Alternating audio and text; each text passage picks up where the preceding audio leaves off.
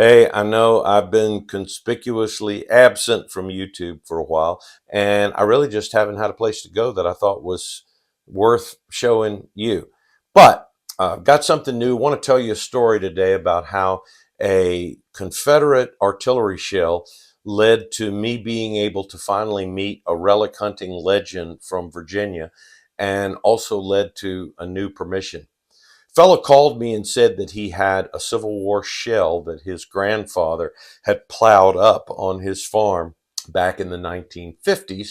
Wanted to know if I could help him defuse it. The 1950s, I said, well, where has this shell been for 70 years? He said, oh, it's been sitting on our hearth. And I thought, wow, that powder is going to be just as dry as it can be and just ready to go. So I told him to take the shell, put it out in a 5-gallon bucket of water, and I'd come and see what he had, and we'd talk about the possibilities. So I went to look at the shell. Sure enough, it was a 3-inch Confederate Mullane shell, and it was pretty much the way it was found, a ball of rust when I first got my hands on it. I told him that I would make sure the shell was diffused and clean it and preserve it in exchange for relic hunting rights on his land. I found out he still lives on a small, very small portion of the farm where the shell was found. So I thought, boy, I'd love to have permission to hunt that. And so he agreed. So I took the shell and I wanted a second opinion on it. And I've always wanted to meet Pete George. If you are a Virginia relic hunter, you've heard of the name Pete George. Pete and a co-author back in, I think, about 1983, wrote the definitive reference work on all things Civil War artillery. The guy is an absolute expert and he's got a mind like a steel trap. Anyway, I went to visit Pete. He was very gracious and I got to meet a legend. Look at there. Yeah. I'm thorough, professionally thorough, which is why the National Park Service uses me when they find shells on the park. Thank God. I thought they were still destroying them all. Most of the time they do, but a couple of the superintendents and historians know me, and I get a call. I've been able to save a few. Good. One's down Fort Harrison, 12-pounder side loader. Ooh. They were decided to put a split rail fence around the visitor center, Yeah. and rangers out there with a post hole digger. Oh my word. Thunk, thunk. And I was able to do it, and it's on, last I heard, it's on display down there, Oh, nice. which I like a whole lot. After the shell was safely diffused, I brought it back and began cleanup. I started with a wire wheel to clean the rust off. A lot of people on my TikTok, which is also Battlefield Walker, asked me why would I use a wire wheel instead of electrolysis? And that's a great question because electrolysis is usually better. In this case, I decided not to use electrolysis because this Mullane is a little bit unusual because it still retains the copper sabot. The Mullanes were, or the 3-inch Mullanes, not the bigger Mullane shells, but the 3-inch Mullane shells were phased out early in the war because the copper sabot had a habit of separating from the shell upon ignition in the breech of the cannon, and that prevented the sabot from making the projectile spin as it came out of the barrel. Consequently, they were inaccurate and they often failed. So by 1863, not to say they weren't used after 1863, because they did continue to use whatever stock they had, but they were not as popular and they were not issued after about 1863. Anyway, if I had used electrolysis on the shell, even if I had suspended the shell nose down and had that copper sabot up out of the water, if you've ever done electrolysis, you know that there's some effervescence that goes on and some bubbling and some minuscule misting of the surface of the water, and that would have done pretty considerable damage to the patina of that copper sabot, and I don't want that to happen. So I simply used the wire wheel on the shell. After that, I took to chipping away some of the concretion, the sand, and the larger pebbles from in between the sabot and the main body of the shell took my Dremel tool and tried to clean in the crevices and get it looking as good as possible. And as a matter of fact, I was able to save most of the wood fuse adapter in the nose all those years underground, and that wood fuse adapter is still in the nose of the shell. The paper fuse, of course, was destroyed in the defusing process, but it turned out really great. I think it's a good looking shell. The owner was pleased with it, and so then I got to go relic hunting. It didn't turn out like I hoped. It was a very small piece of land, and it was a working farm for 125 years after the Civil War. He had a lot of outbuildings on this property that I was searching. And so, as you can imagine, I found a lot of what I call farm debris when I'm in a good mood and farm junk when I'm in a bad mood. And so I found a lot of farm junk, a lot of aluminum foil, things like that on the property. There is a Confederate soldier buried in the yard, and you will see a shot of the headstone. So we're going to show you that video and that relic hunt, and then we're also going to show you a second hunt that I did a week later at a new permission I have at a home. The original part of the home was built in 1795. The home has never been unoccupied. Well, let's just go relic hunting.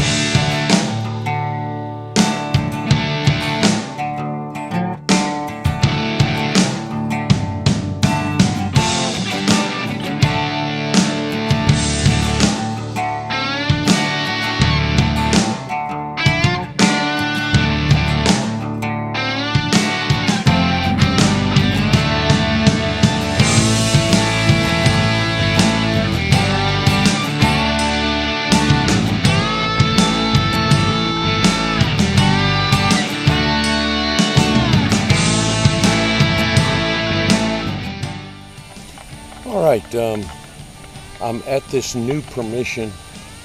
This is an old farmyard, and I haven't dug a hole yet. This is my first hole, but I have been hearing absolutely tons and tons and tons of iron.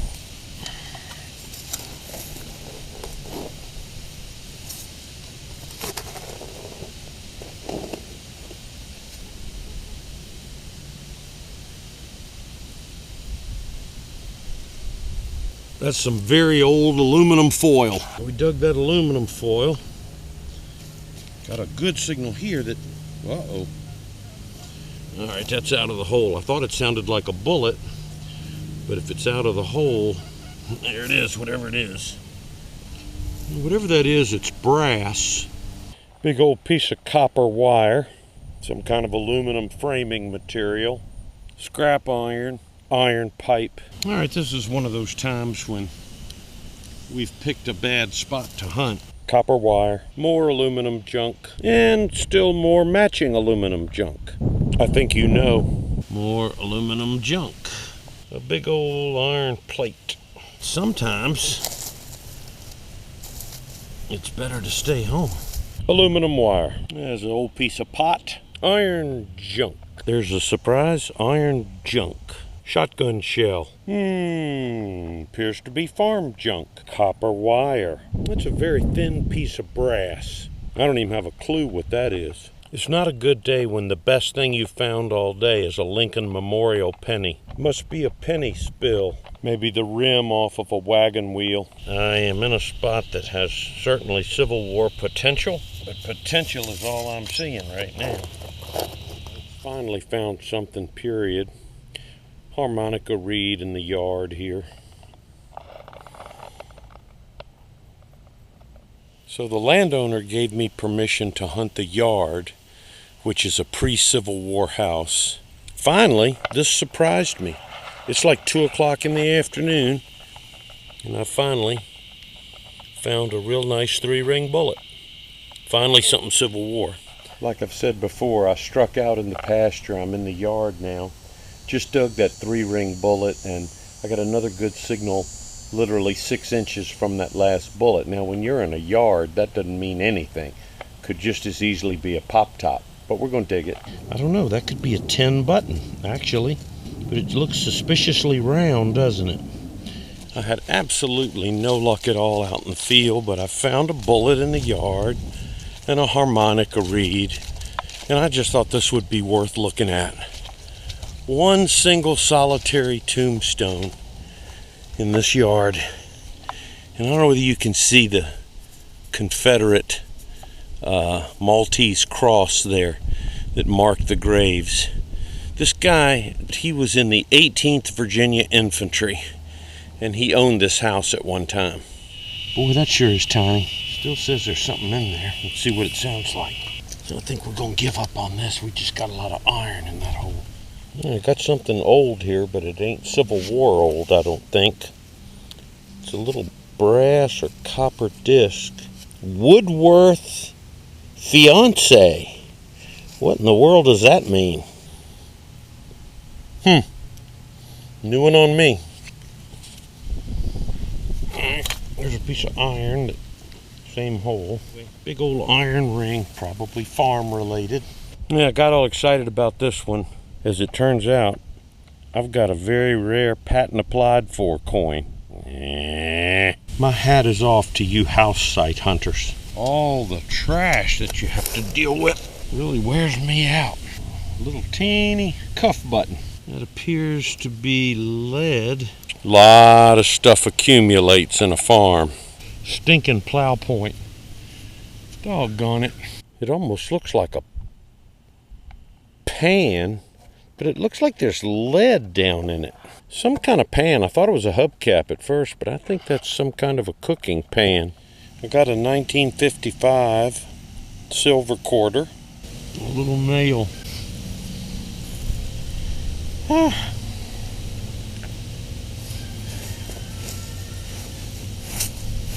What a gorgeous day. It's about 65 degrees here in central Virginia. Sun is out, not a cloud in the sky. It's beautiful. I've got a new permission I've never tried before. I'm on a 18th century home site. This home was built in the late 1700s. I didn't do so great last time I was out. That was the day that I was on that farmyard and found tons of iron and very little else. Let's see what we can find here in central Virginia. You're with the Battlefield Walker, and we're going to go dig up some history. Very, very old colonial Virginia home site. What a spot. I lost it. Where was it? Well, I thought where the heck? Is that it? There it is. I don't know. I thought it was a ring, but now I don't think it's a ring. I think it's a brass cap of some kind. Oh, that's an umbrella. It's a piece of an umbrella. I'm loving this soil, man. This is the easiest digging, especially after that last ton I had with all that iron and very hard ground. Look at this digging. It's so easy, and there it is. I just hit it. It's a big old piece of iron. Definitely modern. Got square holes in it. Some kind of blade. You can see it sharpened there. Reading about an 83 or an 84. So if I was on a battlefield, I'd say that's a beautiful lead bullet signal. All right, she's in the plug. Let's see what we got.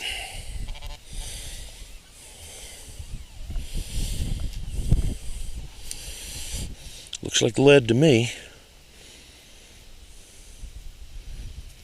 What in the world? What kind of bullet is that?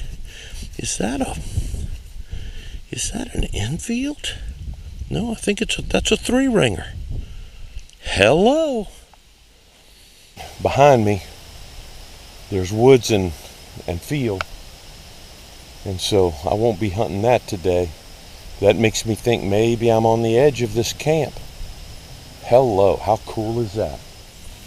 Got a good high tone here. Of course, we're right in the front yard now.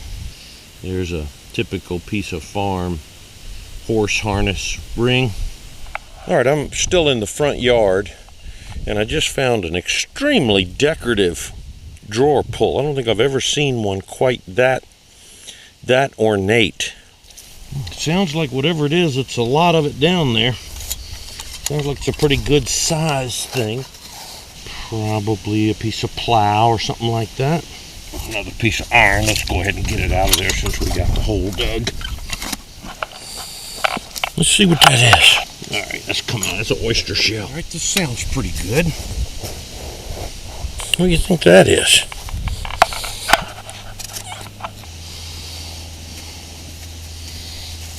It's very big.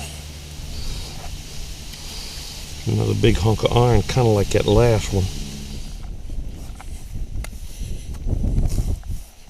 That doesn't sound good at all anymore. A stinking Lincoln Memorial penny. I got a deep hole here. There's my shovel. It's wire. It's a bundle of wire. What is that, aluminum? Yeah, a piece of aluminum. This is what's left when an old colonial roadbed runs right through the backyard of a colonial home. You get down about 6 inches in this old roadbed and you get to the big rock to make a base for this roadbed.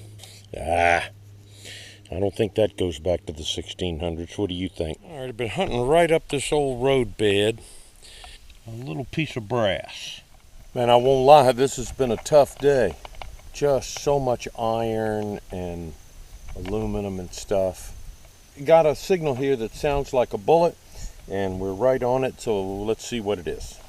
All right, right there. Uh-oh. All right, that looks like a Sharp's carbine bullet. Long, hard day, but there's 750 acres here. I've got a lot to cover, and this is my first day ever here. Well, I haven't said this for a while, but I see green. Finally got my first coin of the day that's not a modern coin. Maybe looks like a large cent. Can you see it right there? Let's see what we got. Okay. That says 10th President USA. Oh, John Tyler. 1841-1848. That's pretty cool. I am a distant descendant of John Tyler. Some kind of token?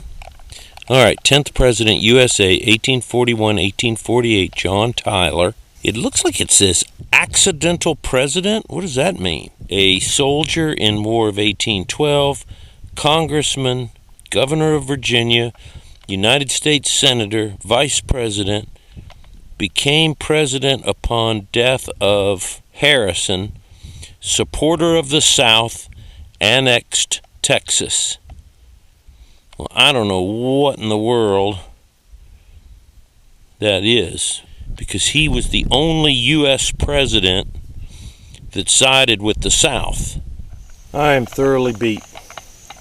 I've been here about 8 hours, found a couple of bullets, that John Tyler political token, colonial drawer pull, and I'm gonna make this my last hole, man. I'm just beat. Still in the hole. Still, uh-oh. Uh-oh. I think I see green. Do you see green right there?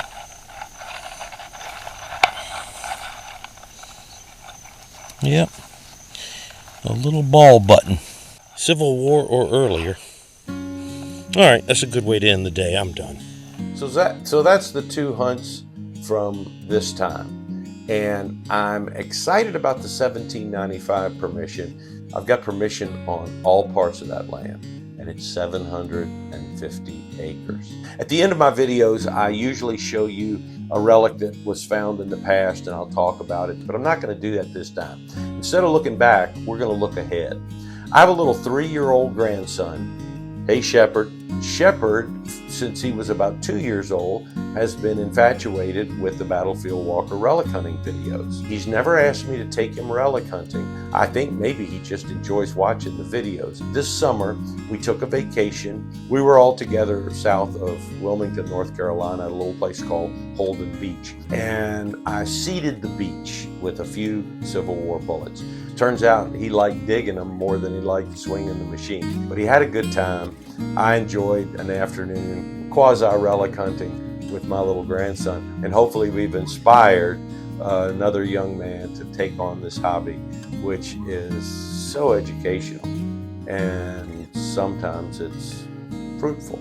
Here's a little clip of my grandson. Until we're relic hunting together again, be good and say your prayers. Yeah, walk toward me, see if you hear anything. Oh, wait, did you hear that? Back up a little bit. You want to dig it up? Okay, let's see where it was. There you go. All right, scoop that dirt out of the ground. Can you scoop it up? Good job.